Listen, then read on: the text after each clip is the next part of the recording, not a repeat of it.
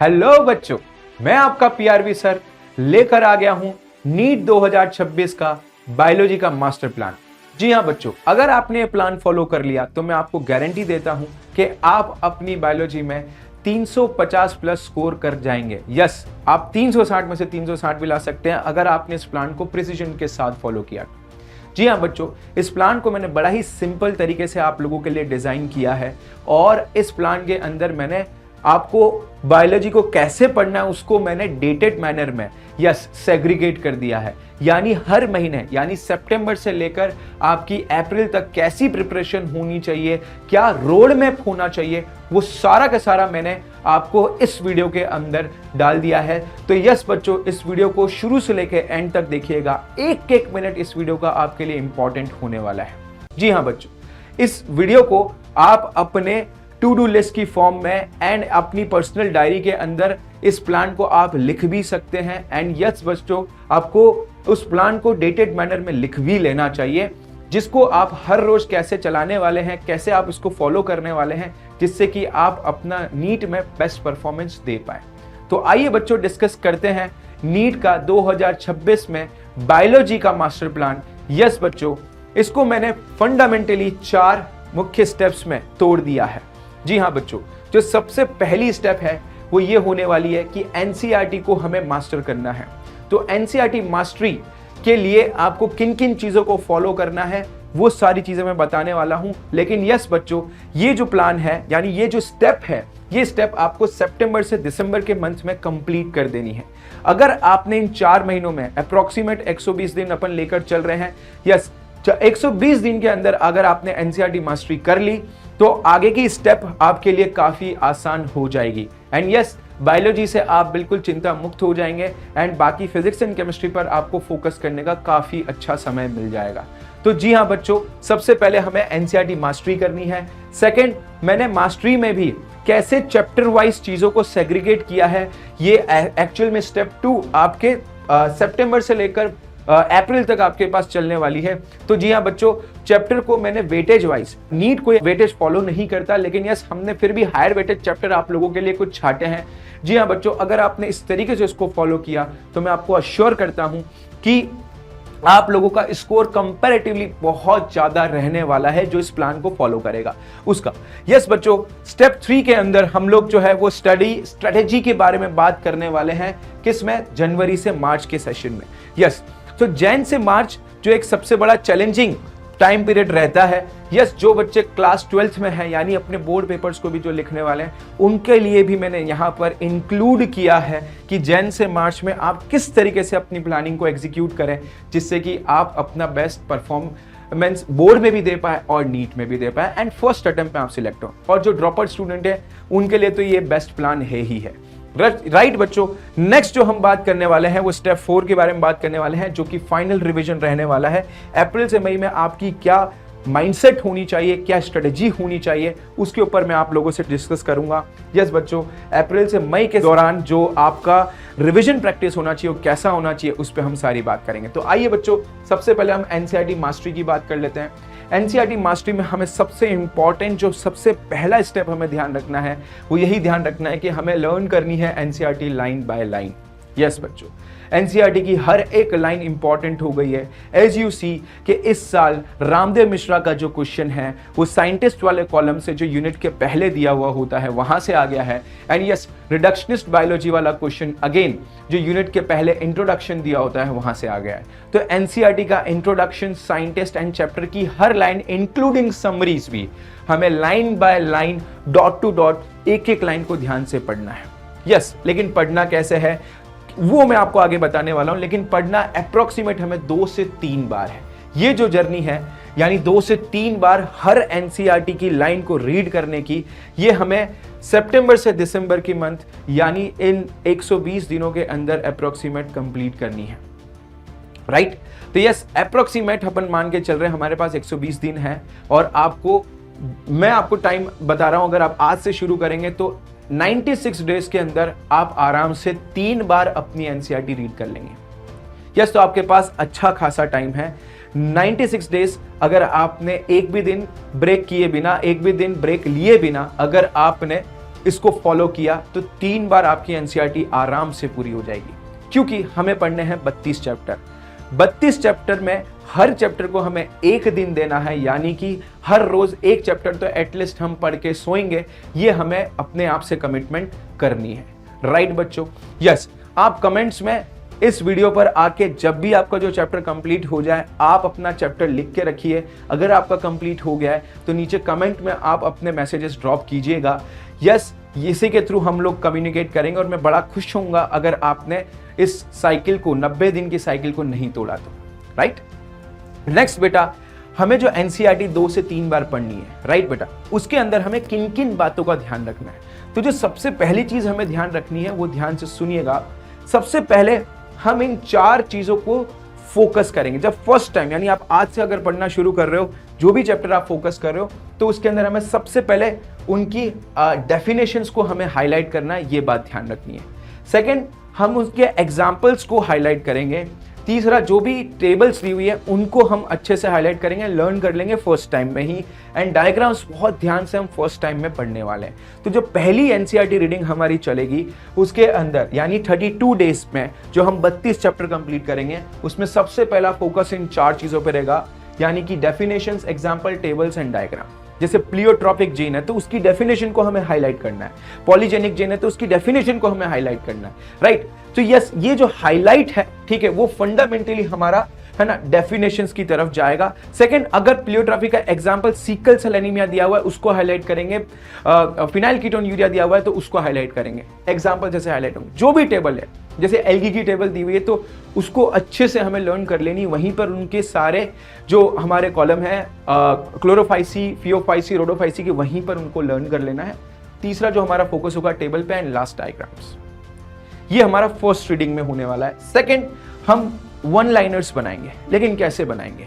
1 liners आप अपने short note की फॉर्म में बना सकते हैं। इसके लिए जो आप फर्स्ट टाइम रीड करें उसके तुरंत बाद आप अपने उस चैप्टर का एक टॉपिक वाइज टेस्ट जो है वो आप दे दीजिए। टॉपिक वाइज टेस्ट आपको हेल्प करेगा हर चैप्टर के अंदर, हर टॉपिक के ऊपर जो क्वेश्चंस पूछे गए हैं उन क्वेश्चंस को कवर करने के लिए। यस बच्चों, आप टॉपिक वाइज टेस्ट सीरीज जो है वो हमारी ज्वाइन कर सकते हैं, जिसके अंदर हमने हर एक सेगमेंट के ऊपर, हर एक टॉपिक के ऊपर, एक एक एलिमेंट, एक एक लाइन के ऊपर हमने सवाल बनाए हुए हैं, जिससे कि आपकी एनसीईआरटी के 1 लाइनर्स प्रिपेयर हो जाएंगे। एंड यस, जैसे ही आप पीवाईक्यू भी करेंगे तो आपको समझ में आ जाएगा कौन कौन सी लाइंस जो है वो एनसीईआरटी की इंपॉर्टेंट है। यस बच्चों, सेकंड, हमें फ्लैश कार्ड्स भी बना लेने हैं। अगर आपके पास, जब आप फर्स्ट टाइम एनसीईआरटी पढ़ रहे हैं उसी टाइम पर आपने जब सवाल लगाया तो सवाल से आपको ये पता लग जाएगा कि कौन कौन सी इस पर्टिकुलर चैप्टर से कौन कौन से स्टेटमेंट्स, कौन कौन से एग्जाम्पल्स जो है वो बहुत ही ज्यादा इंपॉर्टेंट है, ठीक है ना? तो हमने उसके छोटे छोटे फ्लैश कार्ड्स जो है वो बना लेने हैं, जिससे कि हमें रिपीट टाइम पे या एक और बार जब हम रिवीजन कर रहे हैं तो फ्लैश कार्ड से हम डायरेक्टली उसको रिवाइज कर सकें, राइट? नेक्स्ट, आपको एनसीईआरटी एग्जाम्पलर भी कर लेनी है। एनसीईआरटी एग्जाम्पलर काफी सारे बच्चे छोड़कर जाते हैं और मैं आप लोगों को बोल रहा हूं, एनसीईआरटी एग्जाम्पलर से भी आपको क्वेश्चंस मिलते हैं। एनसीईआरटी एग्जाम्पलर आपको इजीली अवेलेबल हो जाती है, आप इसकी बुक डाउनलोड कर सकते हैं डायरेक्टली एनसीईआरटी की वेबसाइट से। एंड यस, आपको एटलीस्ट 15 ईयर्स के क्वेश्चन तो कर लेने चाहिए। 15 साल के आप प्रीवियस ईयर क्वेश्चन लगा लीजिए। ये आपको एक साइकिल में कंप्लीट करना है, यानी 32 दिन में आपको ये तीनों स्टेप्स फॉलो करनी है हर एनसीईआरटी के चैप्टर के साथ, राइट? ऐसा आपको 3 बार चलाना है और ये करने में आपके ऑलमोस्ट दिसंबर जो है वो टच हो जाएगा, दिसंबर आ जाएगा। इससे आपके एनसीईआरटी परफेक्ट हो जाने वाली है, हर लाइन आपको इंपॉर्टेंट जो भी है पता लग जाएगी। आइए मैं आपको नेक्स्ट स्टेप की तरफ लेकर चलता हूं कि कौन कौन से चैप्टर्स को पहले प्रायोरिटी देनी है और कौन से चैप्टर्स को बाद में प्रायोरिटीज देनी है। यस बच्चों, हाईएस्ट वेटेड चैप्टर्स को मैंने चैप्टर्स को 3 पार्ट में सेगमेंट किया, जिसमें हाईएस्ट वेटेड चैप्टर्स जो हैं, जो कि 60% बायो का पेपर जो बनता है वो इन्हीं चैप्टर से बनता है, तो सबसे पहले हमें फोकस भी इन्हीं चैप्टर्स को कर लेना है। Yes, human physiology, genetics, evolution, plant physiology, reproduction in both human and plant, and ecology जैसे चैप्टर्स को आपको सबसे पहले फोकस करना चाहिए। एंड जो हमने एनसीईआरटी मास्टरी का जो प्लान बनाया है वो आप सबसे पहले इन चैप्टर्स पे फोकस करिए और इन चैप्टर्स को कंप्लीट करिए। नेक्स्ट आप मीडियम वेटेड चैप्टर्स के अंदर सेल बायोलॉजी ले सकते हैं, जिसमें cell structure, biomolecule, cell division तीनों आ जाएंगे। बायोटेक्नोलॉजी प्रिंसिपल एंड एप्लीकेशन आ जाएगा, human health and disease, microbes and plant kingdom. Second layer पर आप इन चैप्टर्स को टारगेट करिए। एंड लास्ट में आप लो वेटेड चैप्टर्स जैसे कि living world, biological classification, morphology, anatomy and structural organisation in animals जैसे चैप्टर्स को फोकस करेंगे। यस, सेम वही एनसीईआरटी मास्टरी वाला प्लान आप इस फॉर्मेट में, यानी high weightage, medium weightage and low weightage वाले चैप्टर्स पे फोकस करना है। यस, लो वेटेज चैप्टर्स को छोड़ना नहीं है क्योंकि काफी इजी है, आप इनको एक बार भी रीड करेंगे अच्छे से आपको ये सारे चैप्टर्स कवर हो जाएंगे, इसमें कोई गलती नहीं होती। आपने इसके 10 साल के प्रीवियस ईयर क्वेश्चन लगा लिया, आपको पूरा चैप्टर ही याद हो जाएंगे। यस बच्चों, तो ये 3 सेगमेंट में आप अपनी एनसीईआरटी पढ़ने वाले हैं, राइट बच्चों। यस, अगर आपको वीडियो पसंद आ रही है आप लाइक करिए, ठीक है, एंड आप अपना कमेंट भी छोड़िए कि यस बच्चों, क्या इस तरीके से आपने प्रीवियस ईयर क्वेश्चन जिन जिन बच्चों ने एक बार प्रैक्टिस किए उन्होंने इसी पैटर्न के अंदर highest, medium and low weightage देखा है क्या? अगर देखा है तो यस कमेंट कीजिए एंड आग लगा दीजिए वीडियो के अंदर, राइट। नेक्स्ट आपके पीआरवी सर ने एक मास्टर प्लान जो ऐड किया है आपके लिए, वो है स्टडी स्ट्रेटेजी। क्या स्ट्रेटेजी होनी चाहिए एनसीईआरटी को पढ़ने की? सर हमें एनसीईआरटी याद नहीं होती, सर हमें कई सारे क्वेश्चंस में स्टेटमेंट वाले क्वेश्चंस हैं, असर्शन रीजंस हैं, हम कनेक्ट ही नहीं कर पाते।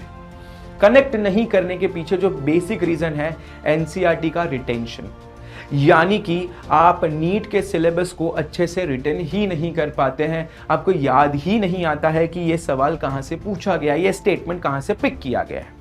तो यस बच्चों, जनवरी से मार्च के दौरान ये जो टाइम पीरियड है ये सबसे ज्यादा क्रूशियल रहेगा, और स्पेसिफिकली उन बच्चों के लिए जो क्लास 12th में अभी अपना बोर्ड पेपर लिखने वाले हैं। तो बच्चों, मैं आप लोगों को क्लियर कर देता हूं कि आपको सबसे पहला जो फोकस करना है वो हमारी एनसीईआरटी रिटेंशन का होगा। यस बच्चों, आपको एनसीईआरटी रिटेन करने आनी चाहिए। कैसे रिटेन करें सर?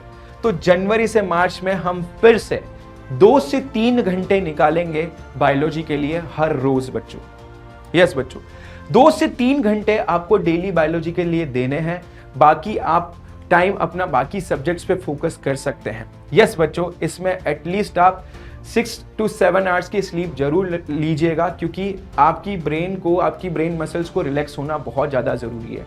एंड मैं आपको क्लियर कर देता हूं, इस प्लान को फॉलो करने के लिए आपको फर्दर बाकी सारे डिस्ट्रैक्शंस एंड एडिक्शंस से दूर हटना पड़ेगा, तभी आप इस मास्टर प्लान को फॉलो कर पाएंगे।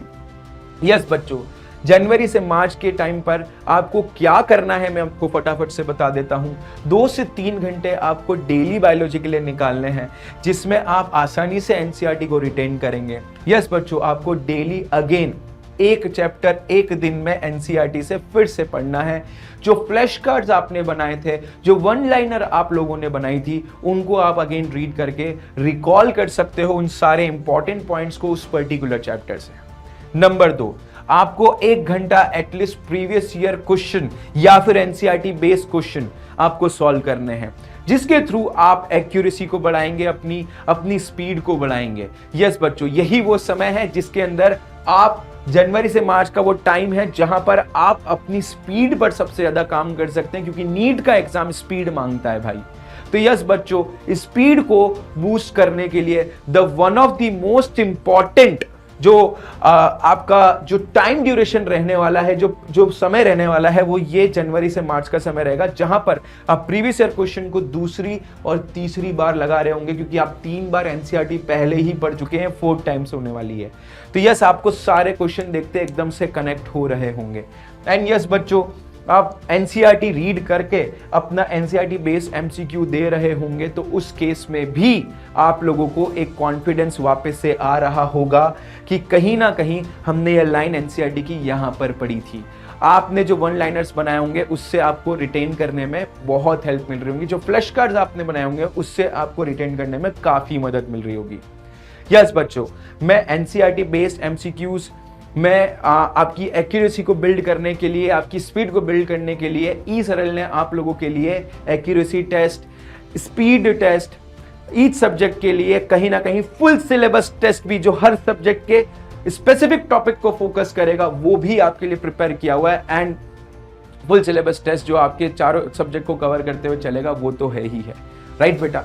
यस, तो ई सरल आपके साथ कदम से कदम पर खड़ा है बच्चों कि किस तरीके से आपको इस प्लान को एग्जीक्यूट करना है, कैसे आपको अपनी एक्यूरेसी बिल्ड करनी है, कैसे आपको स्पीड बिल्ड करनी है, कैसे टफ क्वेश्चंस को प्रिपेयर करना है, राइट? तो हमने उसके लिए कई सारी कंसेप्चुअल प्रैक्टिस शीट एंड एसपीपीज जो सुपर प्रैक्टिस शीट है वो भी हम लोगों ने आपके लिए बना रखी है। जो टफ टाइप के क्वेश्चन, जो इस साल जो आपके सबसे ट्रिकियस्ट क्वेश्चन जो बने थे, उस टाइप के क्वेश्चंस हम लोगों ने आपके लिए हमारी टेस्ट सीरीज के अंदर ऑलरेडी डाल रखे हैं। आप ये ले सकते हैं और इसको प्रैक्टिस कर सकते हैं जिससे कि आप अपना बेस्ट आउटकम, बेस्ट रिजल्ट जो है वो ला सकें, राइट?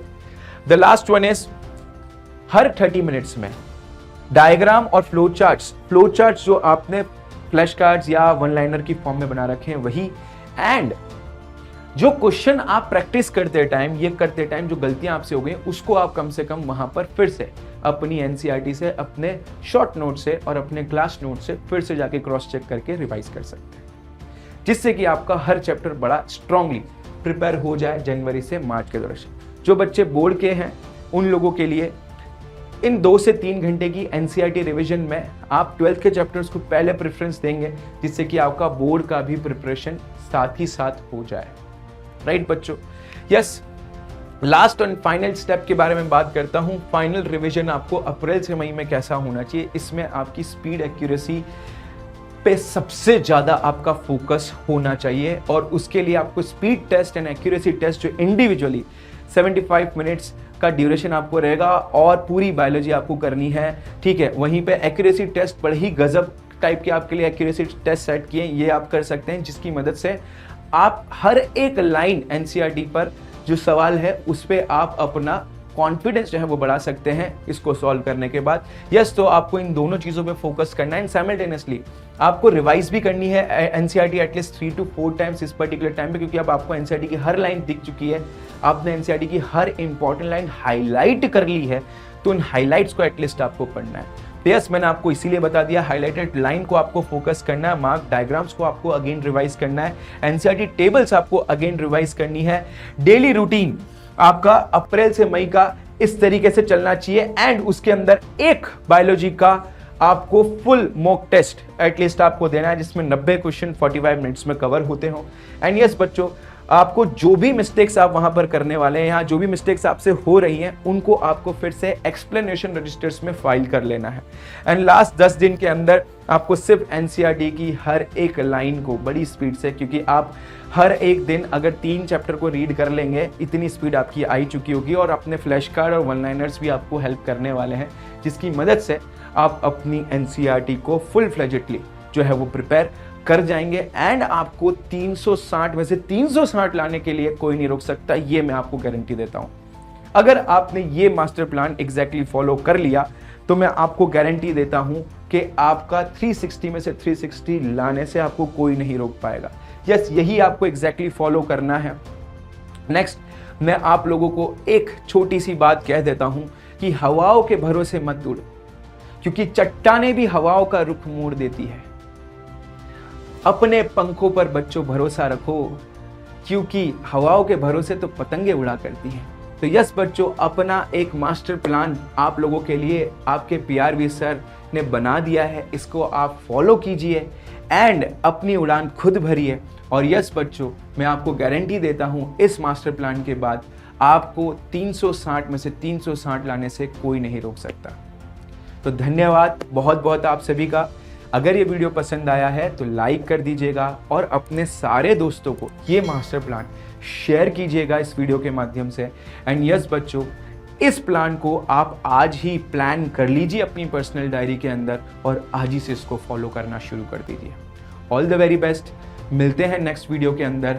किस टाइप की आपको वीडियोस और चाहिए जिस पे हम लोग आप लोगों को राइट डायरेक्शन दे सकें एंड राइट टाइम पर आप राइट चीज़ें शुरू कर सकें, इसके लिए आप हमको ज़रूर कमेंट बॉक्स के अंदर अपने सजेशंस दीजिएगा।